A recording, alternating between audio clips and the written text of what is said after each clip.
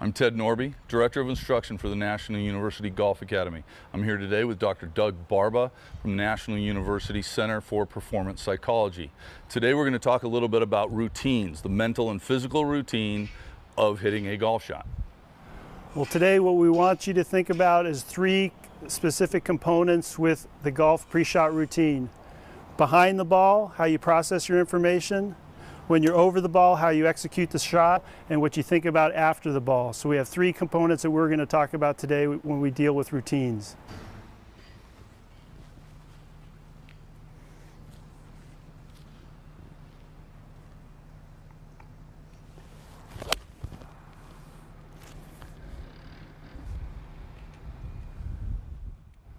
Nice shot, Ted. Thank you.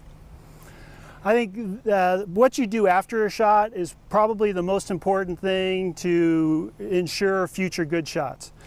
When you hit a good shot, you need to make an anchor somehow so that you really pay attention that you did what you were supposed to do. Too often, the only ones we remember are the bad shots. This post-shot routine, again, there's going to be two things. If I've hit a bad shot, again, I don't want people thinking about, oh, all these things that I did wrong. I think what we're trying to do is trying to put in our head what we want to do correctly on the next shot. And what I encourage players to do if they've hit a shot that wasn't quite what they were looking for, go ahead and take some practice swings until you hit, make the swing that feels right. And then put the club in your bag and go find the next one. Again, more important is resetting what I want to do correctly on the next shot. We all have our, again, mental routine that we've set up in our pre-shot routine. We've executed the shot.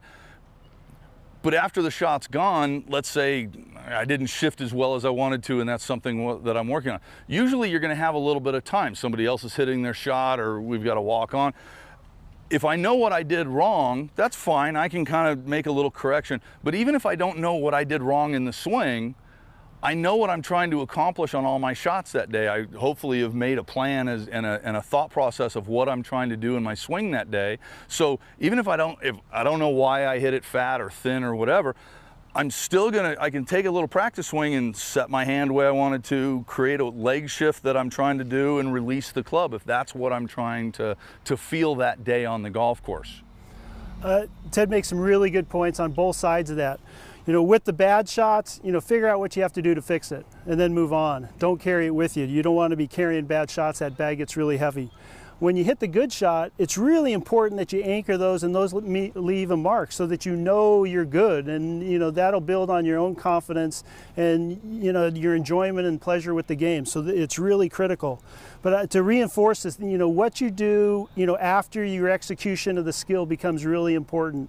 If you beat yourself up and you're hard on yourself, you're not going to be very effective. You're not going to play very well. Nobody's going to want to play with you. And, paying for, broken clubs gets expensive. So it's really important to process that information so it's going to be a benefit in the future. I find it very interesting when people are on the golf course and they hit a bad shot, how much mental energy they put back into it. You see people miss a shot and they curse, they throw a club, they stomp back to the cart, they slam a club, and they're putting all of this emphasis on a bad shot.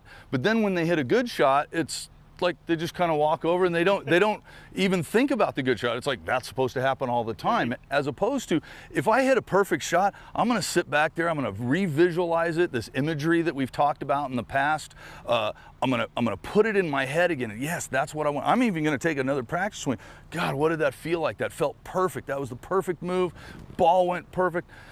I want to anchor that. I'd rather spend more time on a good shot rather than more time post-shot on a bad one. Absolutely. I think you make a really good point. And I would always encourage you to spend at least twice as much time with the good ones and the bad ones.